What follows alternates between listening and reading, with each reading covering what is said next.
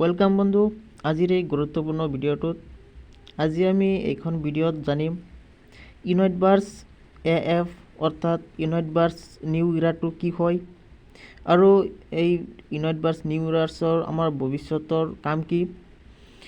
আজি আমি এই বিষয়ে বিস্তাৰিত জানিম, কিয়নো আমাৰ ইউনাইটবাৰ্ছ গেম AFটো নতুন ইৰা হিচাপে আমাৰ এইটো নাম দিছে। গতিকে ইয়াৰ আমাৰ বহুতো গুৰুত্বপূৰ্ণ কিছুমান দিশ আছে।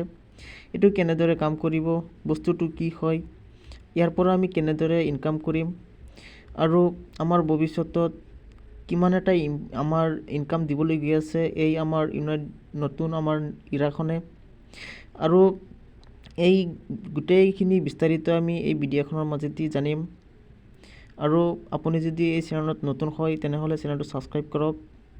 আৰু আপোনাৰ যদি ভিডিঅ'টো অলপো ভাল লাগি থাকে, অলপো হেল্পফুল মনে হয়, তেনেহ'লে ভিডিঅ'খনত এটা লাইক দি এটা শ্বেয়াৰ কৰি দিব, যাতে এই আপডেট সকলোৱে গম পায় আৰু মেটাফৰ্ছৰ ফ'ৰস্ক্ৰীনৰ সকলো ধৰণৰ আপডেট এই চেনেলৰ মাজতে পাই যাব। আশা থাকিল ভিডিঅ'খনৰ লগতে থাকিব।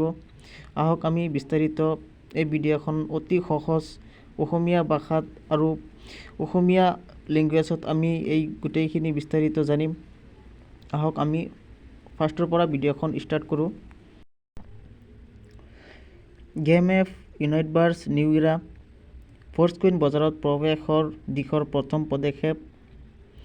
আমি সকলোৱে জানো আমাৰ বৰ্তমান আমাৰ ফ'ৰস্ক্ৰীন আমাৰ অ'পেন মাৰ্কেটত আহিবলৈ প্ৰথম পদক্ষেপ আমাৰ চলি আছে, লগতে আমাৰ ছেকেণ্ড পদক্ষেপো ষ্টাৰ্ট হৈছে। ফ'ৰস্ক্ৰীন জাৰিৰ সম্পূৰ্ণ বন্ধ হৈ পৰিছে।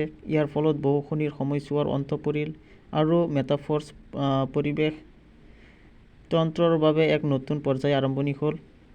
ফ'ৰস্ক্ৰীন জাৰিটো আপোনালোকে সকলোৱে জানে মাল্টিমাইনিং বন্ধ কৰি দিছে আৰু বহুখিনিৰ সময়ছোৱাৰ অন্ত পৰিছে।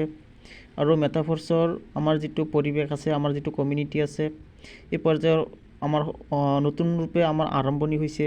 মাত্ৰ আপোনালোকে জানেই এতিয়া ফ'ৰস্ক্ৰীন অন্য কইন ধাৰীৰ পৰা অধিগ্ৰহণ কৰিব পাৰি। আমি এতিয়া বৰ্তমান সকলোৱে ফ'ৰস্ক্ৰীন কিনা বেচা কৰি আছোঁ, আমি কৰিব পাৰিম। পিয়ৰ টু পিয়ৰ ট্ৰেণ্ডিঙত আমাৰ ফ'ৰস্ক্ৰীনটো চলি আছে বৰ্তমান। আমি বজাৰৰ জোকাৰণিৰ আশা কৰা মতে প্ৰাৰম্ভিক নিষেধাজ্ঞা আছে। বিক্ৰেতাসকলে বিক্ৰীৰ অৰ্ডাৰ সৃষ্টি কৰিব লাগিব আৰু আমাৰ বিক্ৰেতা আৰু ক্ৰেতাৰ মাজত বৰ্তমান লেনদেন চলিছে।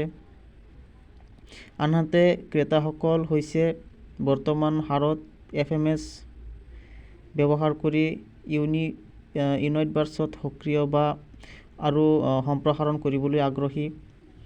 আমাৰ যিহেতু ইউনাইটবাৰ্ছৰ সকলোৱে টায়াৰখন এক্সটেঞ্জ কৰিছে আৰু এক্সটেঞ্চৰ বিনিময়ত আমাৰ ফ'ৰস্ক্ৰীন কিনা বেচা হৈ আছে। নিষেধাজ্ঞা উঠাই লোৱাৰ লগে লগেই ক্ৰমান্বয়ে অধিক ব্যৱসায়িক সুযোগ মুকলি হ'ব।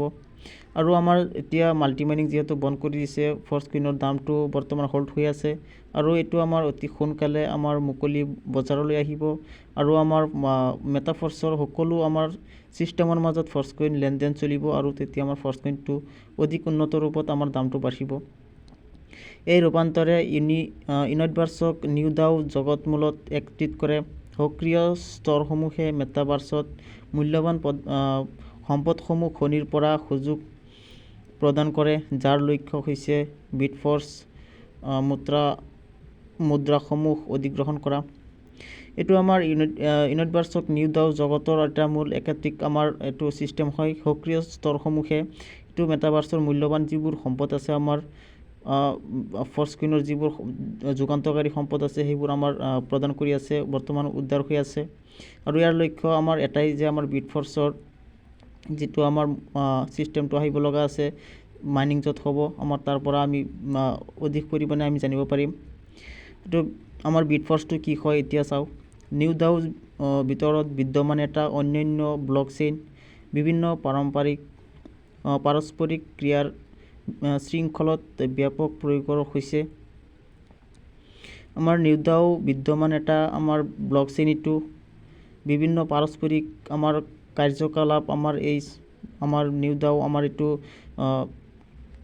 বিটফৰ্ছতে আমাৰ ষ্টাৰ্ট হ'বলগীয়া গৈ আছে। এইটো আমাৰ উদাহৰণ দিছে, উদাহৰণৰ মাজেদি বুজি লওঁ।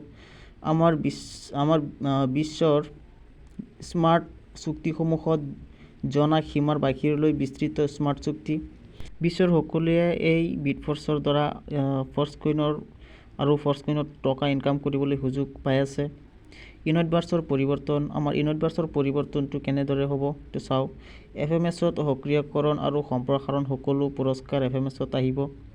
সকলোৱে FMSতে টায়াৰ এক্সটেনশ্যন, সকলোৱে আৰ্ণটো যোনে যিমান আৰ্ণ কৰিব সকলোৱে FMSতে পুৰস্কাৰটো পাব। নিম্ন স্তৰৰ অনুপস্থিতিত টায়াৰ বৃদ্ধি কৰাৰ নতুন বিকল্প, কিন্তু অতিৰিক্ত মাচুলৰ সৈতে যিটো জ্বলিবলৈ পঠোৱা হয়। ইয়াত কোৱা হৈছে নিম্ন একেবাৰে তলৰ অনুপস্থিতিত টায়াৰটো বৃদ্ধি কৰি নতুন এটা বিকল্প আহিছে, কিন্তু যিবোৰ আমাৰ বেছিকৈ উপৰঞ্চি থাকিব সেইখিনি জ্বলাবলৈ পঠোৱা হ'ব। ফৰ্চকইন এক্সচেঞ্জৰ পৰিমাণ 1%। এইটো ফৰ্চকইনৰ এক্সচেঞ্জৰ যিটো পৰিমাণ শতাংশত হিচাপ কৰিছে এইটো 1% মাত্ৰ। প্ৰথম স্তৰৰ খৰচ $100। পূৰ্বৰ সম্পূৰ্ণ পেকেজৰ মূল্যৰ সৈতে একে। আমি জানো ইউনাইটবাৰ্ছৰ দৰে এইটো টায়াৰটো আমাৰ ইউনাইটবাৰ্ছৰ টায়াৰটো ছেম একে $100তে সম্পূৰ্ণ। ইউনাইটবাৰ্ছত অস্থায়ী পৰিৱৰ্তন। এইটো অস্থায়ী পৰিৱৰ্তনটো কি হ'ব লগা গৈ আছে এইটো চাওক। টায়াৰৰ ম্যাদ উকলি যোৱাৰ 10 দিনৰ আগতেহে টায়াৰ বৃদ্ধি সম্ভৱ। এইটো কোৱা হৈছে যে ইউনাইটবাৰ্ছৰ টায়াৰটো 10 দিন সময় থকালৈকে আমাৰ সময় থাকোঁতে এইটো এক্সটেঞ্জ কৰিব আমাৰ দৰকাৰ হ'ব। আৰু যিহেতু আমাৰ বৰ্তমান আমাৰ আগতে চলিছিল ইউনাইটবাৰ্ছত আমি যিদিনাখন ফৰ্চকইনটো কিনিছিলোঁ সেইদিনাখনেই আমি এক্সটেনশ্যনটো কৰিব পাৰিছিলোঁ। তেতিয়াই আমাৰ 1 মাহৰ ভেলিডিটি বাঢ়ি গৈছিল। গতিকে আমাৰ ইয়াত 10 দিন আগতহে কৰিব পাৰিম, কিন্তু আমি কিনাৰ 20 দিন পিছতহে কৰিব পাৰিম। গতিকে আশা কৰোঁ আজিৰ আপডেটটো আপোনাৰ নিশ্চয় কিবা হেল্পফুল হৈছে। আজিৰ আপডেটত আপুনি নিশ্চয় জানিব পাৰিছে ইউনাইটবাৰ্ছৰ নিউ ইৰাৰ বিষয়ে আৰু আমাৰ ইউনাইটবাৰ্ছৰ নিউ ইৰাৰ ভৱিষ্যতটো কি, আমাক কেনেদৰে কাম কৰিব। আশা কৰোঁ যে আপুনি নিশ্চয় ভালদৰে বুজিছে। আৰু আমাৰ ফৰ্চকইনৰ আমাৰ মাত্ৰ এখোজ দুখোজকৈহে আগবাঢ়ি আছে। আমাৰ গোটেইখিনি আমাৰ ফৰ্চকইনৰ আমাৰ কামটো এতিয়ালৈকে কমপ্লিট হোৱা নাই, যি কাৰণে আমাৰ ফৰ্চকইনটো অলপ লেট কৰিছে মাৰ্কেটত আহিবলৈ। নিশ্চয় আপুনি জানেই যেতিয়ালৈকে আমাৰ ফৰ্চকইনটো ভাল এটা ডিমাণ্ড হ'ব তেতিয়াহে আমাৰ মাৰ্কেটত এৰা হ'ব, যাতে ইয়াৰ পৰা কৰোৰ টকা মানুহে লাভ কৰিব পাৰে। গতিকে আজি এইখিনিয়ে, নেক্সট পৰৱৰ্তী লগ হ'ম।